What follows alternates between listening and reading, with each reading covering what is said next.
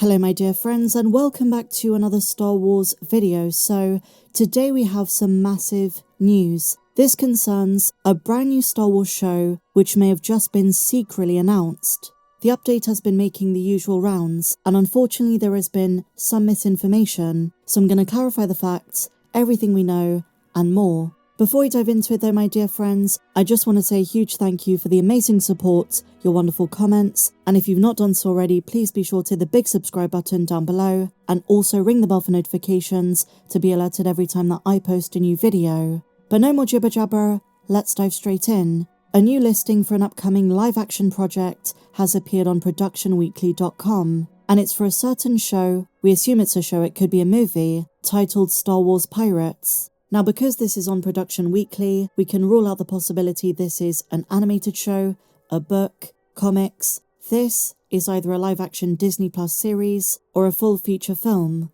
Now the most popular theory is that this is going to be a spin-off of Skeleton Crew, which already does concern space pirates. And due to a rumour from Daniel Richman that Jude Law is going to star in a second series after Skeleton Crew, that could explain what this Star Wars Pirates mystery is all about. But like I said in my last video, John Watts has signed a new film deal with Disney, so it might be a direct sequel.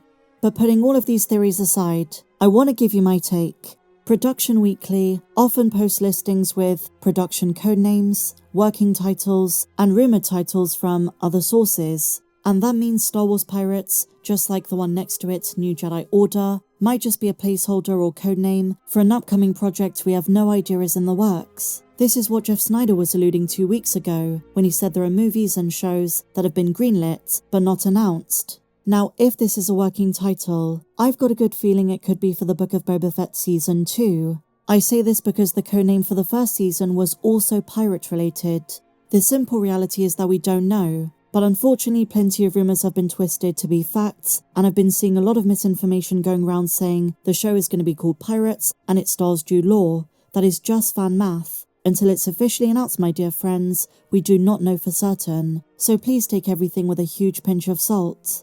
A Skeleton Crew spin-off would be pretty cool, but keep in mind Disney is trying to reduce live-action Disney Plus shows, and I suspect the viewership on Skeleton Crew is not going to be very high. Granted, we still have 3 months to go. There is still time, but there has been very little marketing, and generally in the fandom, very little hype. There are pockets very excited, but like with every passing Star Wars project, there is a downward trend in overall interest. I'm hoping Skeleton Crew does well, and I'm very excited to find out what the project Star Wars Pirates is going to entail. Are we dealing with sequel-era stuff? Maybe with Maz Kanata? Is it going to be Sean Levy's movie? Taika Waititi's movie? Maybe it's going to concern Hondo Ohnaka? Let me know your thoughts and theories down below. In other Star Wars updates, my dear friends, Lucasfilm just dropped a new Anakin and Obi-Wan story out of the blue. It takes place between The Phantom Menace and Attack of the Clones, and it seems like a Disney canon version of the amazing Legends book, Rogue Planet.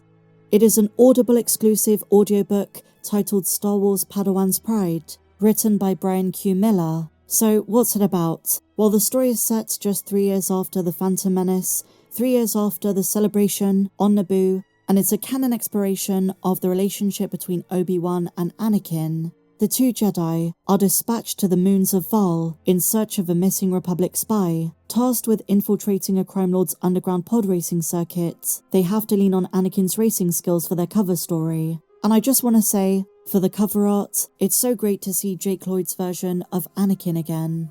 In other big news, The Bad Batch is returning, but this time not in animated form, but in a mini-series of comics. As we wait for a sequel to the show, Star Wars and Dark Horse have just announced we're getting a Bad Batch prequel series of comics titled The Bad Batch Ghost Agents, and this is part of the wider Hyperspace Stories initiative. And because this takes place before the show, we're gonna see more tech. And so finally, my dear friends, we're gonna finish with something from the rumour mill. Again, major pinch of salt. I'm not sure I believe all of it, but it's fascinating, and let's dive into it. Rumour: Jon Favreau's plan to save Star Wars with the Mandalorian and Grogu film hits major snag. And what is this snag? Well, it's Harrison Ford.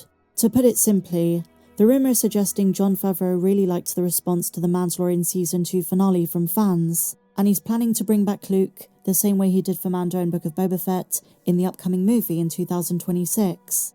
But apparently Lucasfilm also wants Han Solo in the form of a de-aged Harrison Ford, the same way they did for Dial of Destiny. Here's the quote. He then shared there's a problem with this plan. Folks, we can't confirm this yet, but it comes from a source that's been right over and over and over to the point it's getting ludicrous. The snag seems to be Harrison Ford.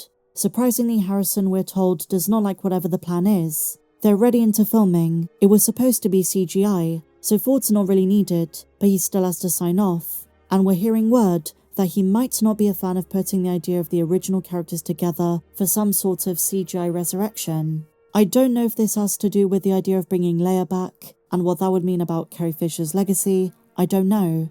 None of that detail has been given to us. Only that Harrison Ford may not be interested in making this happen in the way Favreau had hoped. Now, here's my issue with this. Harrison seemed absolutely fine to have a younger version of him in Indiana Jones 5, and while he's taken issue with the idea of more Han Solo in Star Wars, considering he himself doesn't have to do much, I can't imagine him having too much of a problem with this. Also consider his likeness is going to be put onto Red Hulk for Captain America Brave New World, and seems to have had the time of his life, not caring about playing an angry CGI monster man. So if they do want to bring Han Solo into the New Republic era, which would be awesome, I can't see why he'd have an issue with this.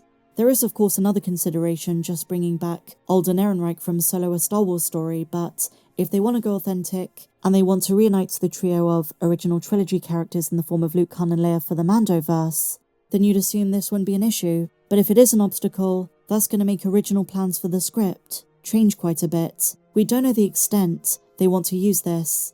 Are Luke, Han and Leia going to be recurring presences in the movie, or is it just a brief cameo? If it's the latter, I'm sure they can work around it. And Jon Favreau himself continues sharing the excitement for the movie, saying this: I love telling stories set in the rich world that George Lucas created. The prospect of bringing The Mandalorian and his apprentice Grogu to the big screen is extremely exciting. But on the subject of Harrison Ford, the source for this says, I'm of the opinion they'll work it out. I think enough money can be dangled that a lot of issues can be resolved. I kind of think you're going to get the original trilogy still together. And by the sounds of things, Favreau acknowledges the massive fan love for the return of Luke in Mando Season 2, and that's a good sign he wants to recreate that level of hype.